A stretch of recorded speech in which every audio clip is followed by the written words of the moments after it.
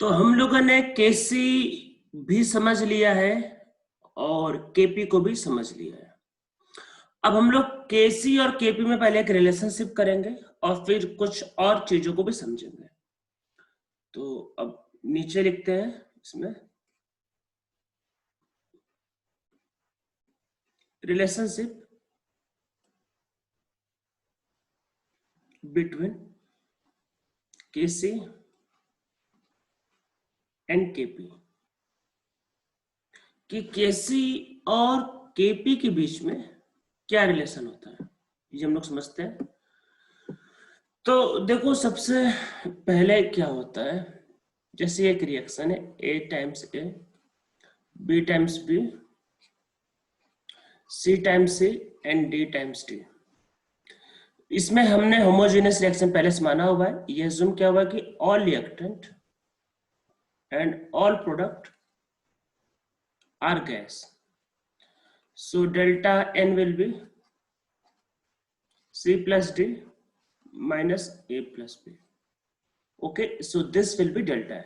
ठीक है, तो देखो बच्चों इसमें kp क्या होगा, kp, तो देखो kp को लिखते हैं पहले, what will be kp, so this will be partial pressure of c to the power c and partial pressure of d to the power d upon partial pressure of A to the power A and partial pressure of B to the power B। ये होगा हमारे पास। अब हम लोगों को पहले से पता है PV इक्वल टू क्या होता है N RT, so P equal to क्या होगा N by B R into T। जिसका मोल लोगे उसी का प्रेशर, तो मतलब कि अगर आपने A का पार्शियल प्रेशर लिखा, so this will be mole of A upon volume into R into T। And mole by volume क्या होता है, मोल बाय वॉल्यूम होता है concentration. So partial pressure of A is nothing but equal to the concentration of A R into T. ऐसे आप B के लिए, सी के लिए और डी के लिए भी कर सकते हो। तो हम लोग यहाँ पे देखो बच्चों रिप्लेस करते हैं तो क्या होगा, concentration of C R into T to the power C and concentration of D R into T और इसका पावर होगा D and concentration of A R into T और इसका power A and concentration of B R into T और इसका power क्या होगा B. ठीक है, तो बच्चों हम लोग इस तरीके से क्या है केपी को लिख सकते हैं। अब देखो क्या होगा, आप इसमें जितने भी कंसेंट्रेशन के टर्म है सबको सेपरेट कर दो। तो देखो सी को, डी को, ए को और बी को सेपरेट कर दो, तो बच्चों वो आपके पास जो बनेगा वो आपके पास आएगा एक तरह से कैसे आएगा, मैं चलो एक स्टेप लिख देता हूँ, वैसे आपको अंडरस्टूड हो ही गया होगा। So and this will be A to the power A and B to the power B. इसके अलावा जो आपके पास जो बनेगा वो होगा आर टी और उसके ऊपर C plus D and minus A plus B. C plus D minus A plus B is nothing but delta N, ये होता है। So Kp will be, this is Kc and RT की power delta N. Delta N क्या होता है, delta N product के coefficient में से रिएक्टेंट के कोएफिशिएंट को माइनस करते हैं, उनका डिफरेंस होता है। अभी हम लोग होमोजेनियस रिएक्शन ले रहे हैं, तो वैसे हम लोगों को डेल्टा एन में सिर्फ गैस के कोएफिशिएंट्स को लेने होते हैं, सॉलिड एंड लिक्विड को कंसीडर नहीं करते। बाकी सॉलिड और लिक्विड के केस हम लोग चैप्टर में आगे करेंगे तब समझेंगे। तो ये केपी और केसी का रिलेशनशिप होता है। ठीक है, ये हमको समझ में आ गया। अब कुछ बातों को आप पहले समझ लो। और पहली बात कि रिएक्टेंट होता है, रिएक्शन स्टार्ट होता है और प्रोडक्ट की तरफ जाता है। पर जैसे कई बार ऐसा हो सकता है कि रिएक्शन में कुछ रिएक्टेंट के साथ साथ कुछ प्रोडक्ट भी दिया जाए। जैसे एक एग्जांपल समझते हैं कि एक रिएक्शन है N2 प्लस 3H2 से 2 अमोनिया बनता है और हमको पता है अमोनिया फॉर्म हो रहा है। पर ऐसा भी हो सकता है बच्चों की रिएक्शन के स्टार्ट में कि मान लेते हैं N2 के जैसे कुछ 10-20 मोल दिया और कुछ मान लेते 10 मोल दिया है, H2 का मोल भी दिया है और अमोनिया का मोल भी दिया है। तो रिएक्शन के स्टार्ट में अमोनिया का मोल भी दिया हो सकता है। मान लो अमोनिया स्टार्टिंग से 2 मोल प्रेजेंट है, मान लो रिएक्शन जब स्टार्ट हो तो अमोनिया ऑलरेडी 2 मोल प्रेजेंट है और विथ टाइम इसका मोल इंक्रीज हो रहा है, तो स्टार्टिंग से भी मतलब प्रोडक्ट दिया हो सकता है। तो आप लोग नीचे एक पॉइंट लिख लो कि लिखो in beginning of reaction both reactant and product can be given, मतलब दोनों दे सकते हैं। ठीक है, क्या इसमें ऐसा हो सकता है कि मान लेते ये रिएक्शन दिया और मान लो ऐसा होगा कि नाइट्रोजन और हाइड्रोजन, मान लो रिएक्शन आपको यही लिख के आया, ये रिएक्शन लिख के नाइट्रोजन प्लस हाइड्रोजन से बनता है अमोनिया, और आपको बोले कि कंटेनर के अंदर सिर्फ अमोनिया प्रेजेंट है। क्या प्रेजेंट है? सिर्फ अमोनिया। तो क्या अब अमोनिया प्रेजेंट है तो क्या रिएक्शन नहीं होगा? होगा, बिल्कुल होगा। अमोनिया वॉल से टकराएगा और फिर वो डिकम्पोज करेगा नाइट्रोजन और हाइड्रोजन में, तो ऐसे केस में रिवर्स रिएक्शन होगा। तो क्या रिवर्स रिएक्शन हो सकता है? हाँ, बिल्कुल हो सकता है। तो एक केमिकल इक्विलिब्रियम जो होता है वो फॉरवर्ड से भी जाकर स्टेब्लिश हो सकता है और बैकवर्ड आके भी स्टेब्लिश हो सकते हैं। वो हमारा मतलब देखने का नजरिया होता है कि हम इसको देखते कैसे हैं। तो ये बात को ध्यान रखना है कि chemical reaction can be established from forward direction as well as from backward direction also. ठीक, आप इसको लिख लो। ये तो बैकवर्ड डायरेक्शन से भी केमिकल इक्विलिब्रियम को स्टेब्लिश कर सकते हैं, ये बात को ध्यान रखना है। तो अब जैसे मान लेते हैं अगर आपके पास इसका मोल मानते हैं ए दिया है, तो रिएक्शन कहाँ जाएगा? मतलब रिएक्टेंट तो दिया ही नहीं है, तो रिएक्शन कहाँ जाएगा? बैकवर्ड जाना स्टार्ट होगा। तो अब क्वेश्चन आता है कि अगर इस रिएक्शन का आपसे केसी या केपी मानते हैं, केसी पूछा है तो कैसे लिखेंगे? तो देखो बच्चों, ऐसा है कि दिमाग नहीं लगाना है। मतलब क्या अब दिमाग लगाने लगोगे सर उल्टा जा रहा है बैकवर्ड तो उल्टा कर देते, नहीं, ऐसा नहीं करना है। देखो कई बार क्या होता है, ज्यादा दिमाग लगाने से भी चीजें गलत हो जाती है। आपको इस रिएक्शन का केसी या केपी पूछा है तो केसी पूछा है, तो इस रिएक्शन का प्रोडक्ट है अमोनिया और क्या है कि रिएक्टेंट क्या है आपका नाइट्रोजन और हाइड्रोजन। देखो हम लोग केपी और केसी निकालते हैं इक्विलिब्रियम पे रिएक्शन फॉरवर्ड भी जाता है और बैकवर्ड भी आता है। तो इक्विलिब्रियम पे निकाले, इक्विलिब्रियम पे तो दोनों डायरेक्शन में मूव करता है, तो हमें इक्विलिब्रियम पे सॉल्व करना होता है, तो उसमें उसका दोनों डायरेक्शन, उसका फॉरवर्ड भी डायरेक्शन होता है, बैकवर्ड डायरेक्शन होता है। तो स्टार्टिंग में उसका डायरेक्शन किधर था उससे केपी और केसी अफेक्ट नहीं होता है, बात को ध्यान रखना है। मैंने आपको अभी तक ऐसा कुछ भी नहीं बोला कि स्टार्टिंग में रिएक्शन के डायरेक्शन से केपी या केसी की वॉल्यूम चेंज आएगा। तो अब जब आप ये रिएक्शन लिखोगे, भले ही रिएक्शन बैकवर्ड आ रहा है पर आप लिखोगे क्या? अमोनिया का square, ammonia is product, and नीचे क्या होगा? n2 की पावर 1 और s2 क्यूब। रिएक्शन किसी भी साइड से अचीव किया जा सकता है, भले ही फॉरवर्ड जाए या फिर बैकवर्ड आए। ठीक, किसी भी डायरेक्शन से अचीव किया जा सकता है, इस बात को ध्यान रखना है आपको ये। और कैसे भी आए लेकिन लिखना प्रोडक्ट अपन रिएक्टेंट है।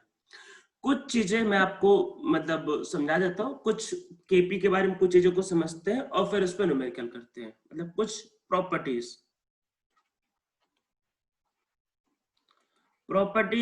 ऑफ इक्विलिब्रियम कांस्टेंट, उसका इंपॉर्टेंस तो मैंने पहले बता ही दिया है कि जैसे जैसे इक्विलिब्रियम कांस्टेंट का वैल्यू बढ़ेगा वैसे वैसे प्रोडक्ट का अमाउंट बढ़ेगा और रिएक्टेंट का अमाउंट कम होगा। पर हम लोग इसके कुछ प्रॉपर्टीज के बारे में समझते हैं। देखो अगर आप कभी ए से मान लो बी जाते हो और इसका इक्विलिब्रियम कांस्टेंट अगर के है, मतलब केसी केपी जो बोलना चाहो के है, तो अगर आपने रिएक्शन को उल्टा करके बी से ए कर दिया, मींस रिएक्शन को रिवर्स लिख दिया, सो दिस विल बी 1/k। ठीक है, अगर रिएक्शन को रिवर्स करेंगे सो के की जगह आ जाएगा 1/k, ये बात को ध्यान रखना है। सेकंड, अगर रिएक्शन ए से बी जाता है, इसका इक्विलिब्रियम कांस्टेंट मान लेते हैं के, अगर आपने इसको 2 से मल्टीप्लाई कर दिया सो दिस विल बी के स्क्वायर, मीन्स जिस नंबर से भी आप मल्टीप्लाई करोगे वो उसके पावर में चला जाता है। मतलब कि अगर आपने इसको 1/5 से मल्टीप्लाई किया होता सो के का पावर हो जाता 1/5। मतलब जिस भी नंबर से रिएक्शन को आप मल्टीप्लाई करोगे तो के वो पावर में चला जाएगा। अगर हमने इसको x से मल्टीप्लाई किया so this will be k to the power x। ठीक है, ये हमारा क्या होगा, इक्वेशन लिखने का तरीका होगा। तो ये ध्यान रखना, रिएक्शन को उल्टा करने से वो 1/k हो जाता है, और अगर किसी भी नंबर से मल्टीप्लाई होगा तो वो आपके पास क्या हो जाएगा, उसके पावर में चला जाएगा। एक रिएक्शन लिखते हैं, सपोज करते हैं अगर A से अगर B बनता है, इसका इक्विलिब्रियम कांस्टेंट K1 है, और एक दूसरा रिएक्शन अगर C से D बनता है, इसका इक्विलिब्रियम कांस्टेंट K2 है। अगर आप दोनों रिएक्शंस को ऐड करते हो तो A plus C will give B plus D। जब भी दो रिएक्शन मल्टीप्लाई होगा तो उनका जो K होगा, मतलब जब भी दो रिएक्शन को ऐड करेंगे तो K उनका मल्टीप्लाई होगा। मतलब अगर सपोज करो इसका K अगर 10 है और इसका K मान लेते हैं 2 है, मतलब 2 और इसका 10, तो इसका K कितना होगा, 10 प्लस 2 इंटू मीन्स 20। तो जब दो रिएक्शंस को ऐड करते हैं तो ध्यान रखना है K आपका मल्टीप्लाई हो जाता है। तो ये हमको प्रॉपर्टी समझ में आ रहा होगा। अब हम लोग कुछ चलो न्यूमेरिकल्स को करते हैं, सॉल्व करते हैं।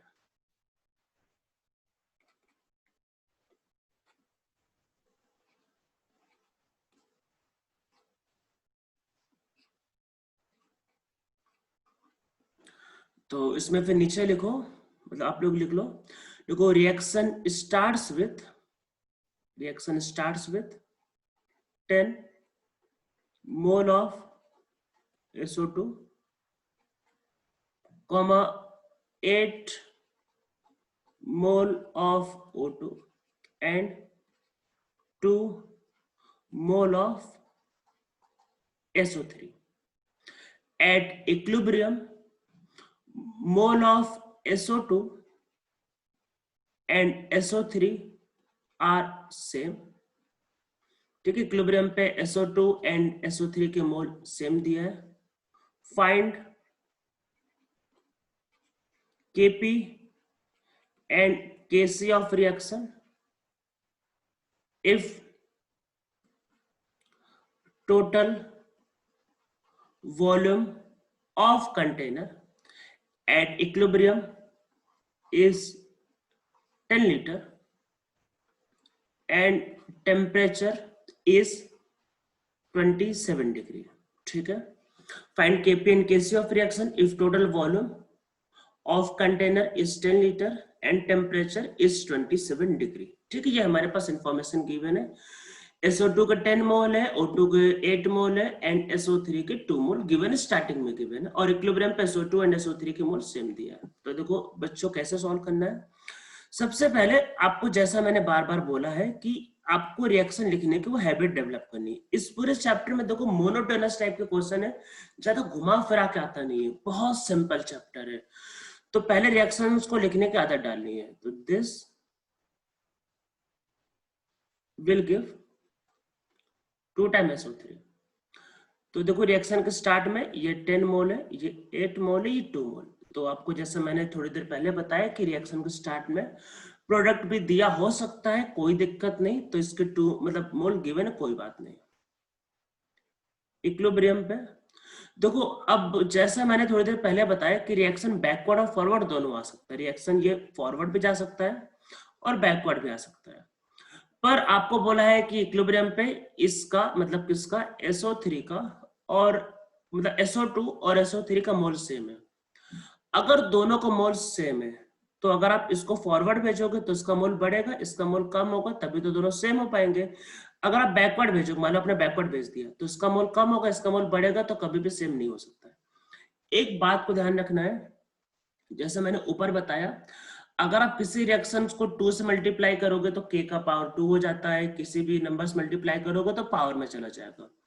तो अगर आपको कोई रिएक्शन आता है जिससे वहां पे कोफिशिएंट हाफ आता है, मान लेते हैं 1/3 आता है, तो वहां पे बेटा इमोशनल होके उस रिएक्शन को, जैसे मान लो किसी का कोफिशिएंट हाफ लिखा है, आपको बोलो सर मजा नहीं आ रहा, हाफ लिखा है, और आप इमोशनल होके अगर आपने रिएक्शंस को 2 से मल्टीप्लाई कर दिया तो वो K नहीं निकलेगा, वो बेटा K² निकल जाएगा। तो लास्ट में उसका स्क्वायर रूट लेना मत भूलना, अदरवाइज आपका आंसर रॉन्ग हो जाएगा।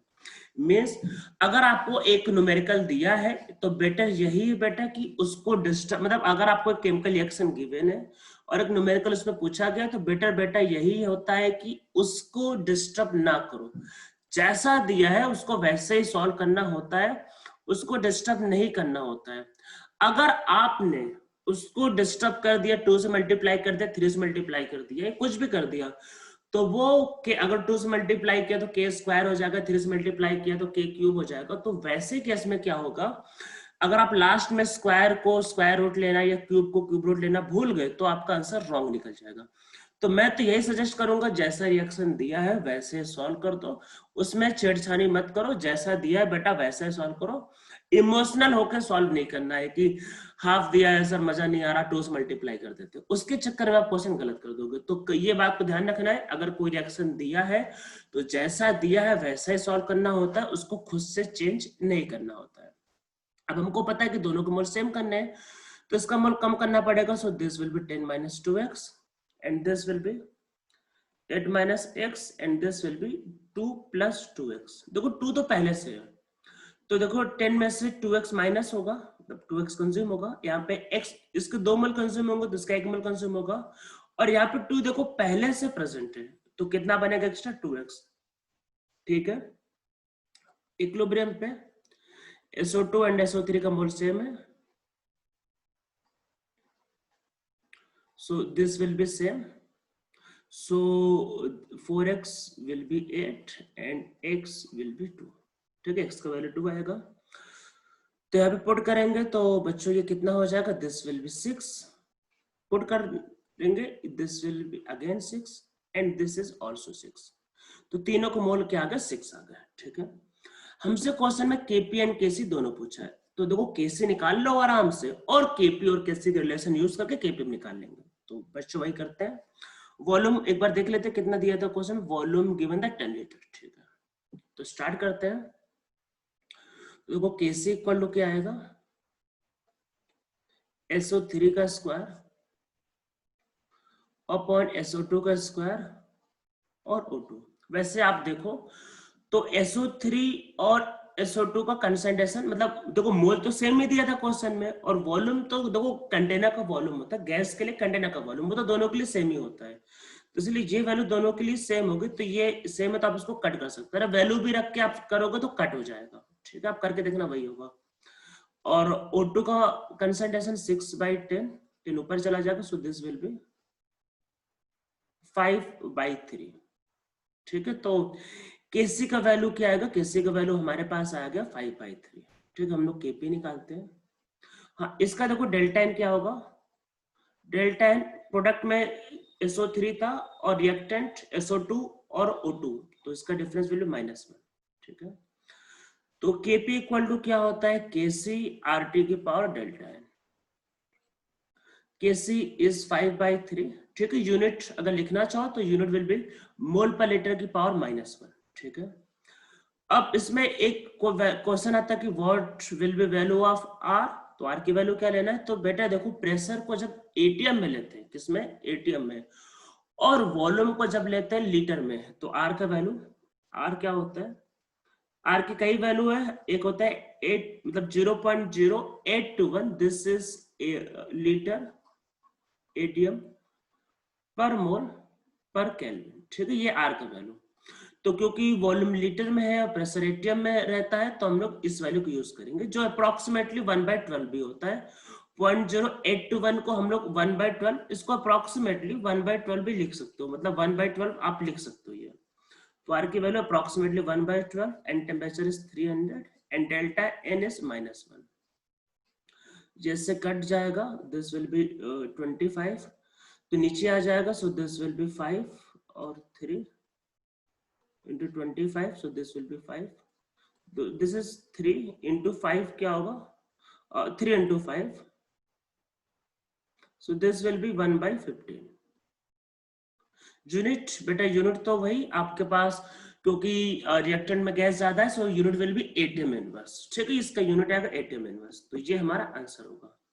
ठीक है, आपको समझ में आ रहा होगा। तो रिएक्शन के स्टार्टिंग में देखो रिएक्टेंट भी दिया हो सकता है, प्रोडक्ट भी दिया हो सकता है, इसलिए टेंशन नहीं लेने का, दोनों दिया हो सकता है वो। ठीक है, एक हम लोग चलो अच्छा क्वेश्चन सॉल्व करते हैं इसमें।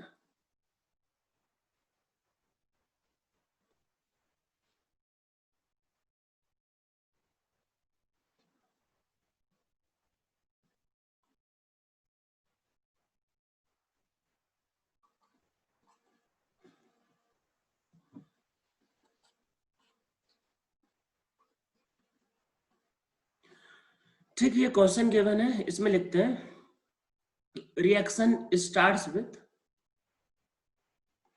10 मोल PCl5 and 8 मोल Cl2। ठीक है, 10 मोल PCl5 ध्यान रखना एंड 8 मोल Cl2। फाइंड, ये तीनों की तीनों गैस है। Find Kp of reaction if total pressure at equilibrium is 10 atm। ठीक है, इसको 10 atm ले लेते हैं, सिंपल लगता है, कैलकुलेट करते हैं। तो देखो बेटा, सबसे पहले तो यही क्वेश्चन उठता है कि रिएक्शन जाएगा किधर भाई, बैकवर्ड जाएगा कि फॉरवर्ड जाएगा। तो देखो सबसे पहले तो क्वेश्चन यही, हमारे पास PCl3 था, Cl2 एंड PCl5। तो रिएक्शन के स्टार्ट में इसके मोल तो दिया ही नहीं, दिस इज 0, दिया ही नहीं तो 0 मोल लेंगे, ये 8 और ये 10। ठीक है, और बेटा देखो अगर फॉरवर्ड जाना है तो फॉरवर्ड तो बेटा देखो तब जाएगा ना जब ये भी होगा और ये भी होगा। जब PCl3 दिया ही नहीं तो कैसे जाएगा फॉरवर्ड? आप खुद सोचो, कॉमन सेंस से सोचो कि बेटा फॉरवर्ड तो तब जाएगा ना जब दोनों दिया होगा। जब PCl3 दिया ही नहीं, जब PCl3 को 0 दे दिया है तो कैसे जाएगा फॉरवर्ड? एक ही ऑप्शन बच रहा है, ये है सिंगल और ये बैकवर्ड आ सकता है। देखो फॉरवर्ड तो जा नहीं सकता क्योंकि PCl3 तो दिया ही नहीं, हाँ पर PCl5 दिया है तो बैकवर्ड आ सकता है। तो ये क्वेश्चन में ध्यान रखना है कि रिएक्शन बैकवर्ड जाएगा, और आपको ये मतलब ध्यान देना है। तो रिएक्शन कैसे आएगा? बैकवर्ड। तो बैकवर्ड आएगा तो इसको क्या करेंगे, 10 माइनस एक्स, हाँ ऐसा कर सकते, कोई दिक्कत नहीं। तो ये बैकवर्ड जाएगा, इसके मोल कम होंगे तो 10 माइनस एक्स, तो इसका मोल बढ़ेगा, this will B 8 plus x and this will B x, 0 plus x will be x. तो ये रिएक्शन ध्यान रखना, ये रिएक्शन फॉरवर्ड नहीं जा सकता है। क्यों? क्योंकि PCl3 का तो मोल ही नहीं दिया है। जब PCl3 का मोल नहीं दिया है तो रिएक्शन फॉरवर्ड नहीं जाएगा। तो रिएक्शन किधर आएगा? तो रिएक्शन आएगा बैकवर्ड, क्योंकि आपको PCl5 दिया हुआ था। ठीक है, तो ये हो गया। अब देखो इसमें क्या बोल रहा है, बोल क्या रहा है कि अच्छा रिएक्शन, अच्छा इसमें ये तो बोला नहीं इक्विलिब्रियम पे क्या हो रहा है, तो लिख लेते हैं, इसमें एक चीज लिख लेते हैं, at equilibrium moles of PCl3 and PCl5 are same. ठीक है, दिया, चलो मान लेते हैं, ये तो दिया ही नहीं था कि क्या है, तो इक्विलिब्रियम पे बोला कि दोनों के मोल सेम है। ठीक है, मान लेते हैं, तो हमने कॉमन सेंस से लगाया और हमको पता चल गया बैकवर्ड आएगा। तो इक्विलिब्रियम पे बोला x and 10 minus x will be same, so x will be 5। तो यहाँ पे पुट कर देंगे, so this will be 5, this will be 13 and this will be 5। Put कर देंगे, ये इसका वैल्यू आएगा। तो हम लोगों से Kp पूछा हुआ है, देखते हैं। देखो देखो बच्चों, Kp पूछ रहा है, फाइंड द Kp, और टोटल प्रेशर दिया है। ठीक है, तो देखो बच्चों क्या होगा, Kp जो होगा वो होगा partial pressure of PCl5 upon partial pressure of PCl3 and partial pressure of Cl2। तो इसका मोल कितना बच रहा है, 5। और देखो टोटल मोल इक्विलिब्रियम पे, देखो इक्विलिब्रियम पे मोल कितना होगा, देखो ये 5 बच रहा है, और ये कितना है 13, और ये कितना है 5। अरे टोटल मोल इक्विलिब्रियम पे 5 प्लस 5, अरे PCl5 भी बचा है 5, PCl3 भी 5, और ये 13, दिस विल बी 23। तो टोटल मोल इक्विलिब्रियम पे क्या होगा, 23, एंड प्रेशर कितना गिवन है, 10 atm। ठीक है, ये अब PCl3 का क्या है, 5 मोल, उसका भी दिया हुआ है, और 23 इंटू प्रेशर 10, और Cl2 के मोल मतलब एक्चुअल में Cl2 जो है Cl2 के मोल कितने 13, हमको पता चल गया बेटा इक्विलिब्रियम पे Cl2 के मोल कितने 13 है, सो this will B 13 by 23 into 100 मतलब इंटू 10, ठीक है टोटल प्रेशर। तो ये से कट जाएगा, ये ऊपर चला जाएगा, सो दिस विल बी 23 बाई 130, ठीक है 8 इनवर्स। तो ये हमारा आंसर आएगा। तो आप लोगों को अभी तक केपी और केसी पूरा समझ में आ रहा होगा, ये भी समझ में आया होगा, रिएक्शन फॉरवर्ड भी जा सकता है, रिएक्शन बैकवर्ड भी आ सकता है, ठीक है। तो मेरे हिसाब से आप लोगों को यहाँ तक पूरा समझ में आया होगा।